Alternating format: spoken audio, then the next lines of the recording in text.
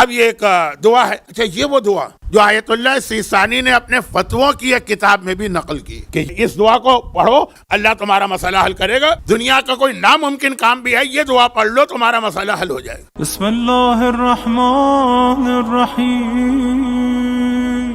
روزے 40 آج 40واں 40 کا دن آپ نے جس طرح گزارا 20 ملین لوگ جس طرح گزار رہے ہیں. حدیث یہ کہ اس وقت تک ایمان کا مزہ بھی نہیں چکھو گے جب تک کہ مجھ سے اور میری اہل بیت سے اپنے آپ اور اپنی اولاد سے زیادہ محبت نہ کرو. اور میں نے جو شروع مجلسوں میں ایک بات کہی تھی کہ قرآن ہسٹری کی کتاب نہیں ہے ہدایت کی کتاب. تو ایسی بحثوں میں قرآن پڑھتا ہی نہیں ہے جس کا ہماری ہدایت سے کوئی تعلق نہ ہو، جس کا ہسٹری سے تعلق. لقمان نبی تھے کہ نبی نہیں تھے اس سے ہمارا کوئی تعلق نہیں، تو اس لیے قرآن نے کوئی ذکر نہیں کیا. ان کا ایک واقعہ اور ہے. کسی نے ایک بار ان سے پوچھا، بہت ہی ذرا ایک اسٹائل سے پوچھا، وہ سمجھ گئے کہ پوچھنے والے کا مقصد کیا. کہا کہ یہ بتائیے کہ اگر کوئی آدمی تیر پھینک رہا ہے کسی کے اوپر، تیر انداز، اور تیروں کی بارش ہو رہی ہے اور اس کا نشانہ بالکل پرفیکٹ ہے، کبھی نشانہ خطا ہی نہیں ہوتا، تو کیسے انسان اپنے آپ کو بچائے؟ اگر ایسا تیر انداز ہے جو ایکسپرٹ ہے اپنے فن میں، پچھلے دنوں میں پاکستان کے کسی گولڈ میڈل کے حوالے سے بہت سارے لوگوں کی توجہات اور کیسے اور کیا کہہ کے پھینکا گیا نیزہ اور یہ اور وہ ساری باتیں. تیر انداز ایکسپرٹ، ایک تیر بھی اس کا خطا نہیں ہوتا. اب لقمان سمجھ گئے کہ کہنا یہ چاہ رہا کہ اگر اللہ ہمارے گھر پہ مصیبتیں بھیج رہا اور اللہ اگر ہمارا امتحان لینے کے لیے صحیح، تو پھر تو ہماری کہیں پناہ کی جگہ ہی نہیں. دنیا میں بڑے سے بڑا طاقتور ظالم فرعون ہو، نمرود ہو، شداد ہو، بڑے سے بڑی طاقت ہو، بڑے سے بڑا ظالم ہو، ساری اپنی طاقت کے باوجود وہ ہمارا کچھ نہیں بگاڑ سکتا اگر ہم اللہ کی پناہ میں چلا جائیں. اللہ سے بڑا تو کوئی نہیں ہے نا، تو جتنا بڑا طاقتور کیوں نہ ہو، ایک ہمارے پاس راستہ ہے بچنے کا، اللہ کی پناہ. اگر اللہ وہ ہم پر مصیبتیں نازل کر رہا ہے تو ہم اس سے بچ کے کہاں جائیں.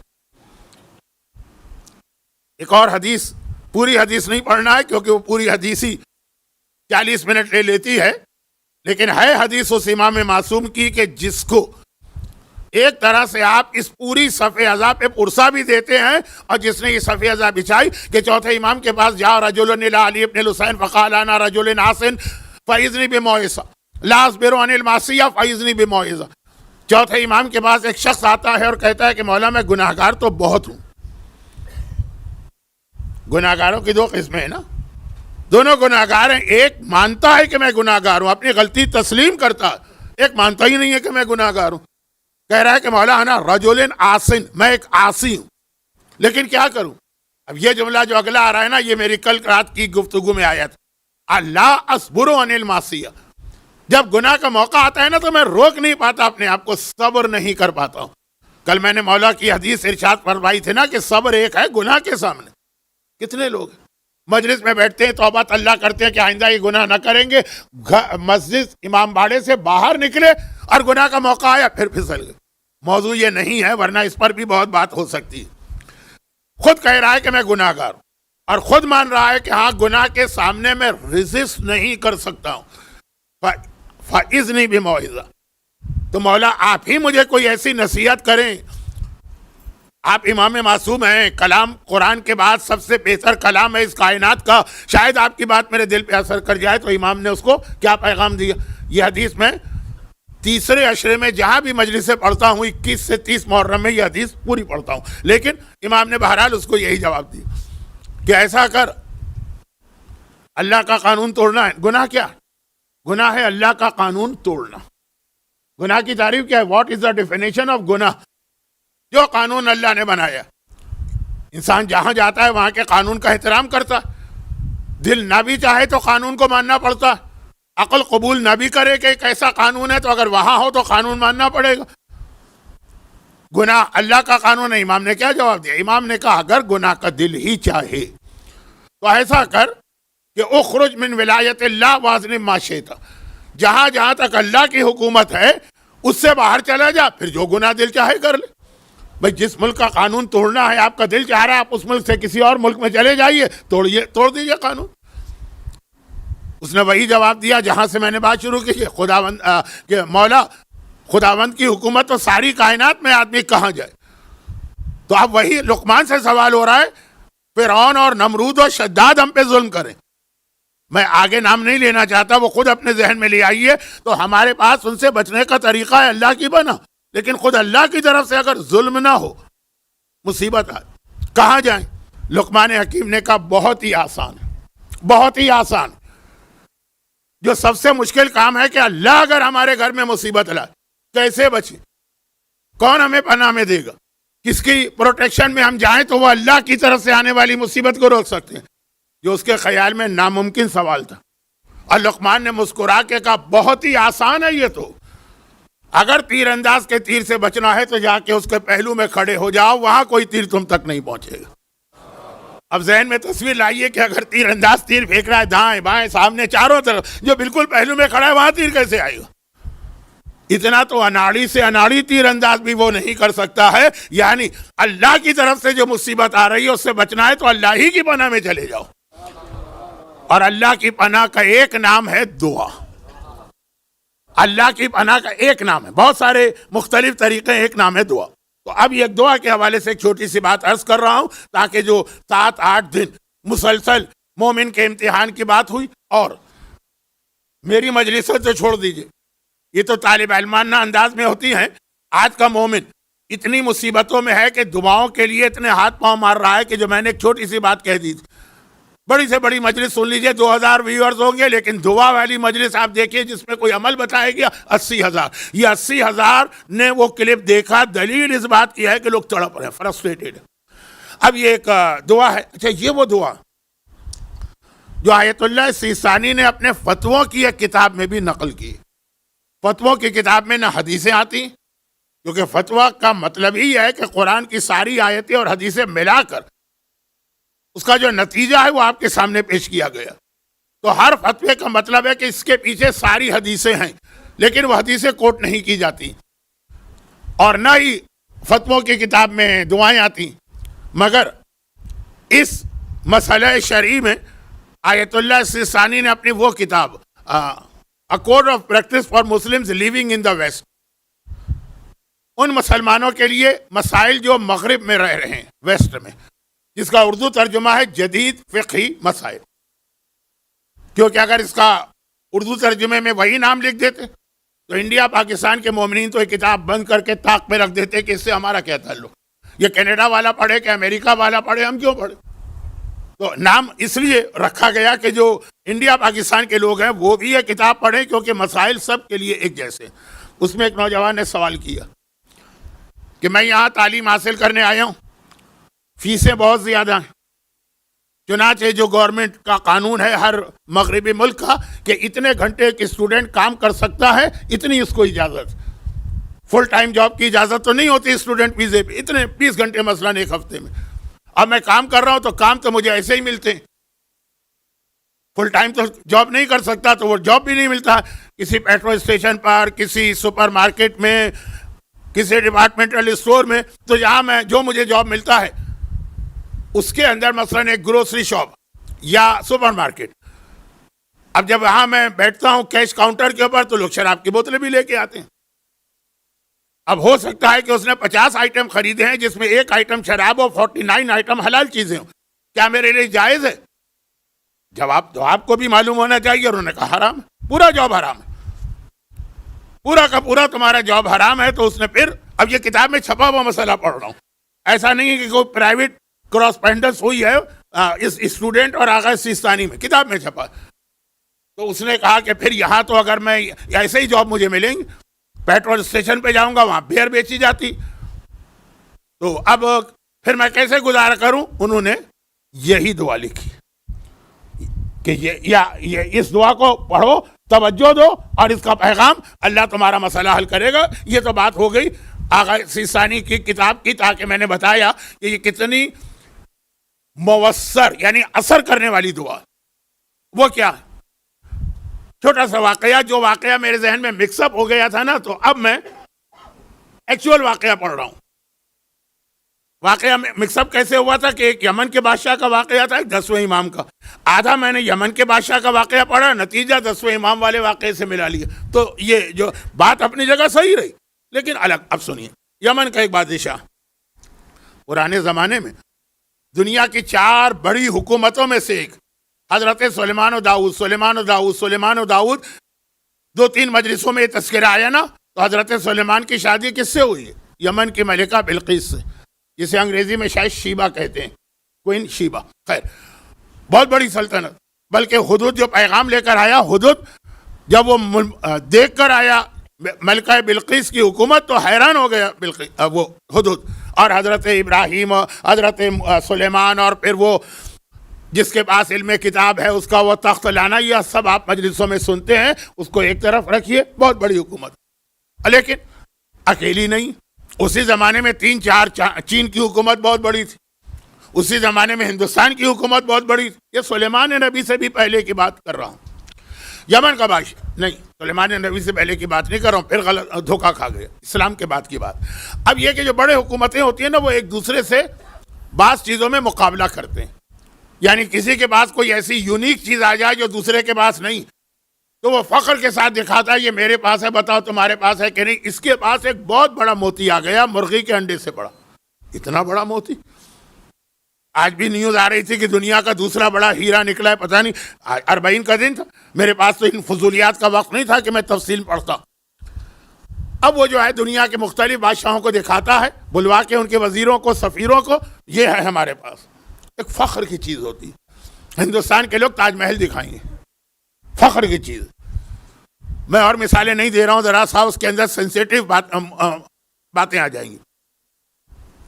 اب یہ اتنا قیمتی موتی ہے، اتنا بڑا موتی، دنیا میں اس کی کوئی مثال ہی نہیں ہے، کہ خاص اس نے اپنے غلام کو، جو ایکسپرٹ تھا ہیرے جواہرات اور موتیوں کا، ساری ڈیوٹی سے فارغ کر کے یہ موتی اس کی کسٹڈی میں دے دیا۔ کہا یہ بیت المال میں بھی نہیں رکھوں گا، وہاں تو آنا جانا رہتا ہے، خزانچی کا ہو سکتا ہے کہ کبھی اس کا ہاتھ لگ جائے، ٹوٹ جائے، خاص تم اپنے گھر میں رکھو، بس اسی کی حفاظت کرو، تمہارا اور کوئی کام نہیں۔ ایک طرح سے غلام کے لیے تو بہت آسانی ہو گئی، ساری محنت، ساری مشقت ختم ہو گیا، گھر میں سوچا بہت اچھا ہوا۔ اب گھر میں پہنچا، اس کے گھر میں یہ چیز پہنچی، تو گھر والے وقتاً فوقتاً دیکھتے ہیں دور سے، اس کا ایک چھوٹا سا بچہ، ایک بار اس کی نگاہ پڑ گئی، مچل گیا کہ یہ مجھے میرے ہاتھ میں دو۔ بچے تو چاند بھی آپ سے مانگتے ہیں نا، کہ چاند بھی ہمارے ہاتھ میں دو، بچہ تو بچہ ہی ہے نا۔ اب یہ غلام پتا ہے کہ کتنی بڑی ذمہ داری ہے، کیسے اس کے ہاتھ میں دے، جتنا سمجھا رہا ہے توجہ کو ہٹا رہا ہے، لیکن مشہور ہے کہ 3 ضدیں تو مشہور ہے نا، بادشاہ کی، عورت کی، بالغ بچے کی۔ او مسئلہ جا رہا ہے، ماں جائے، خالہ آ جائے، اچھا میں فضول باتیں کروں، چھوڑی۔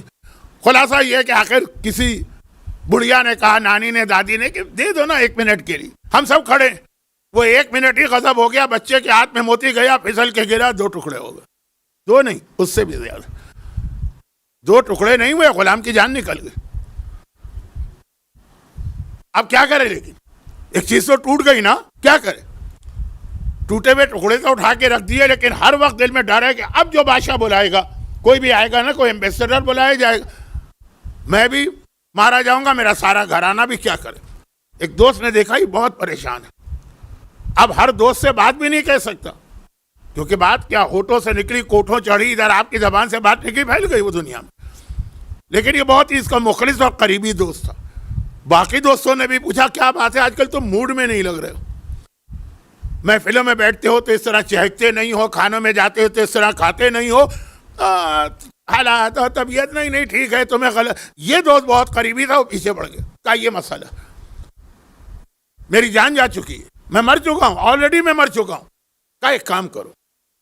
پھر اس نے امام کا حوالہ دیا، چھٹے امام کا، کہ انہوں نے یہ فرمایا ہے کہ اگر دنیا کا کوئی ناممکن کام بھی ہے، یہ دعا پڑھ لو، تمہارا مسئلہ حل ہو جائے گا۔ اس نے سنا، پہلے تو ذرا ہنسی آئی اس کو تھوڑی سی، کہا یہ دعا ہے، اس سے ٹوٹا ہوا موتی تو نہیں جڑ سکتا ہے نا، تو ناممکن کام ہو گیا۔ جیسے موتی کا ٹوٹنا ایسا ہے جیسے کسی انسان کا مر جانا، وہ کون سی دعا ہے جو مردے کو زندہ کر دے؟ اس نے کہا اچھا ایک بات، تمہارے خیال میں ناممکن کام ہے نا، لیکن اگر یہ دوا پڑھ لو گے کوئی نقصان ہے؟ ہاں نقصان تو کوئی نہیں، یہ دوا تو ہے نہیں کہ مثلا آپ نے کہا یہ دوا میری بیماری کی نہیں ہے، کسی نے کہا اچھا کھا لو، نہیں، اگر آپ کے لیے وہ دوا نہیں ہے تو دوا تو نقصان دہ ہو جائے گی آپ کے لیے، دوا تو نہیں نا۔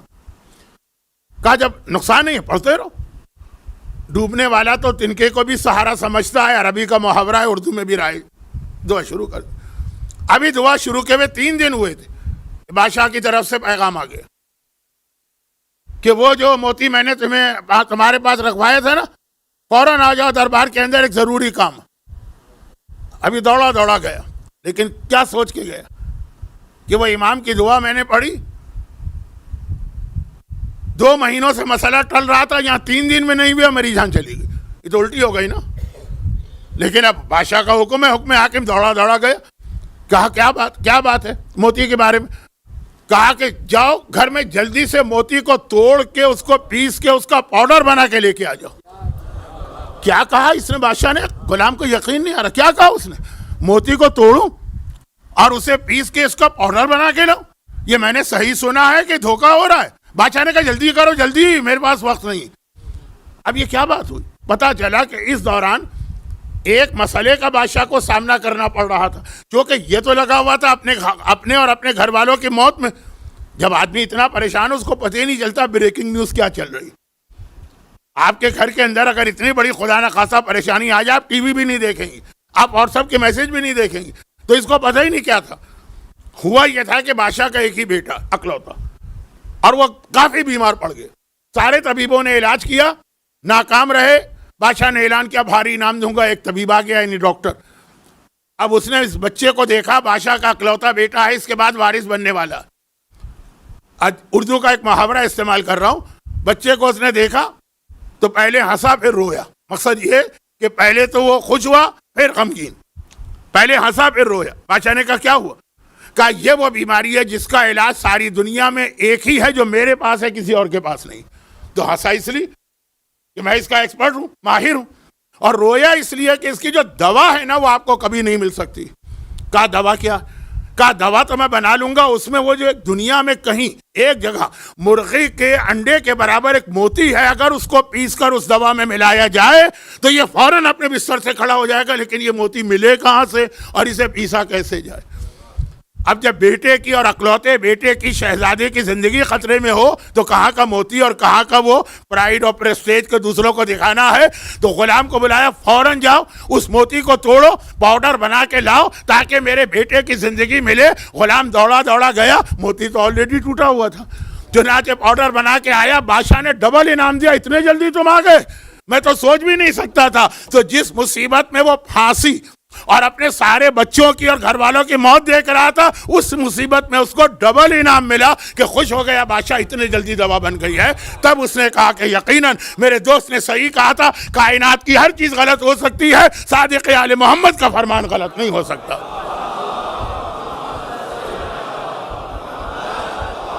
اب وہ فرمان کیا ہے؟ وہ فرمان کیا ہے؟ اچھا، اب اس میں آدھا واقعہ تو میں نے پڑھا تھا، لیکن اس کے بعد یہ جو موتی توڑا گیا شہزادے کی بیماری سے، یہ میں مکس اپ کر گیا 10ویں امام کے اس واقعے سے جو یونس نقاش کا۔ وہاں بھی ایسے ایک واقعہ یونس کا، 10ویں امام کا نام تیسری بار آ جا رہا ہے 2 دن کے اندر اندر۔ زیارت کے حوالے سے بھی نام آیا، دوپہر میں کل رات کثیر کسے کہتے ہیں اس حوالے سے بھی، یہ سب مشہور واقعات۔ آپ 10ویں امام کی ولادت کی محفل میں بھی بیٹھتے ہیں، شہادت کی مجلس میں بھی یہی 3 واقعات تو پڑھے جاتے ہیں۔ اس لیے میں صرف اشارہ کر رہا ہوں، اور ضرورت بھی نہیں تھی کیونکہ وہ موضوع وہ نہیں۔ لیکن اب یہ بات ہے کہ وہ دعا کیا تھی، وہ سورہ طلاق کی آیت نمبر 2 اور آیت نمبر 3، مگر آیت نمبر 2 پوری نہیں، آدھی آیت آخری۔ وَمَن يَتَّقِ اللَّهَ يَجْعَل لَّهُ مَخْرَجًا وَيَرْزُقْهُ مِنْ حَيْثُ لَا يَحْتَسِبُ وَمَن يَتَوَكَّلْ عَلَى اللَّهِ فَهُوَ حَسْبُهُ إِنَّ اللَّهَ بَالِغُ أَمْرِهِ وَقَدْ جَعَلَ اللَّهُ لِكُلِّ شَيْءٍ قَدْرًا۔ یہاں پہ آیت مکمل ہوئی، گول دائرہ بنے گا، نمبر 3 لکھا ہوگا۔ آیت نمبر 2 کا آدھا حصہ، یہ آیت آغاز سے ثانی نے اس نوجوان کے سوال کے جواب میں لکھی جو یہی کمپلین کر رہا کہ یہاں پہ مجھے جتنے گھنٹے جاب کی اجازت ہے، اس میں جو جاب ملتے ہیں اس کے اندر شراب یا بیئر تو آ ہی جاتی ہے۔ یہ آیت لکھی، پڑھو اسے. اب آیت کا ترجمہ ہی کافی ہے بتانے کے لیے کہ یہ آیت کتنا اسٹرانگ میسج دے رہی ہے. وَمَن يَتَّقِ اللَّهَ، جو اللہ سے ڈرتا ہے یعنی تقوی اختیار کرتا ہے، يَجْعَلْ لَهُ مخرجا. مخرج تو آپ یہاں جانتے ہیں، ہائی وے پہ سفر کرتے ہیں، اللہ اس کے لیے راستہ بناتا ہے پریشانی سے بچ نکلنے کا. مخرج بناتا ہے، ایک ایکسٹ ہوتا ہے. پریشانی آ رہی ہے، ایک ایکسٹ. بھائی کبھی ایسا ہے آپ جا رہے ہیں کسی ہائی وے پہ، بہت زیادہ ٹریفک جام، نیئرسٹ ایگزٹ سے آپ جو ہے نا ٹرن لے لیتے ہیں کہ اس سے نکلو، اس پریشانی سے وہاں چلے جاؤ. یہ مثالیں آپ کے لیے تو روزانہ کی. قرآن کی آیت وہی لفظ مخرج آیا ہے، یجعل لہ مخرجا ویرزقہ. اس ٹکڑے کی وجہ سے آغا سیستانی نے اس نوجوان سے کہا، اور اللہ تمہیں رزق دے گا من حیث لا یحتسب، ایسی جگہ سے تم سوچ بھی نہیں سکتے تھے کہ وہاں سے بھی رزق مل سکتا، مگر اللہ دے گا. اللہ دے گا، ایک مخرج بنائے گا اور اللہ دے گا. ہاں یہ ایک شرط ہے، وَمَن يَتَوَكَّلْ عَلَى اللَّهِ فَهُوَ حَسْبُهُ. جو اللہ پہ بھروسہ کرے اللہ اس کے لیے کافی ہے. اگر تمہیں بھروسہ ہی نہ ہو، اگر تم ہر وقت شک میں ہی مبتلا رہو، جو روایت میں ہے نا کہ اگر کسی کو یہ یقین ہے کہ اللہ کے خزانے بھرے ہیں اور اللہ زندہ ہے، وہ اپنے رزق کے لیے پریشان نہ ہو. پریشان وہ جسے یا تو اللہ کی موت کا یقین ہو جائے کہ بھئی جس نے وعدہ کیا تھا رزق دینے کا وہی مر گیا، یا اسے یہ ہو کہ نہیں وہ ہے تو لیکن بینکرپٹ ہو گیا، اب وعدہ بھی پورا نہیں کر سکتا. تو اگر کوئی مومن ایسا ہے جس کو یا تو اللہ کی موت کی اطلاع مل گئی ہے، اس کے واٹس ایپ پہ میسج آ گیا ہوگا، یا یہ کہ اس کو یہ پتہ چل گیا کہ اللہ بینکرپٹ ہو گیا ہے نعوذ باللہ، پھر وہ سوچے. لیکن وَمَن يَتَوَكَّلْ عَلَى اللَّهِ فَهُوَ حَسْبُهُ، اگر آپ کا اللہ پہ بھروسہ ہے وہی اللہ آپ کے لیے کافی ہے. البتہ یہ آیت چل رہی ہے قَدْ جَعَلَ اللَّهُ لِكُلِّ شَيْءٍ قَدْرًا، اللہ نے ہر چیز کے لیے ایک وقت مقرر کیا. آپ کی پریشانی دور ہوگی، آپ کی مصیبت دور ہوگی.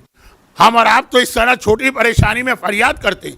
اہل بیت کا یقین کامل تھا کہ کوفہ ہو کہ شام ہو، یہ امتحان ایک وقت مکمل ہوگا اور ہم مدینے میں نانا کے شہر میں آئیں گے. یہ منزل مصائب تھوڑی دیر کے بعد.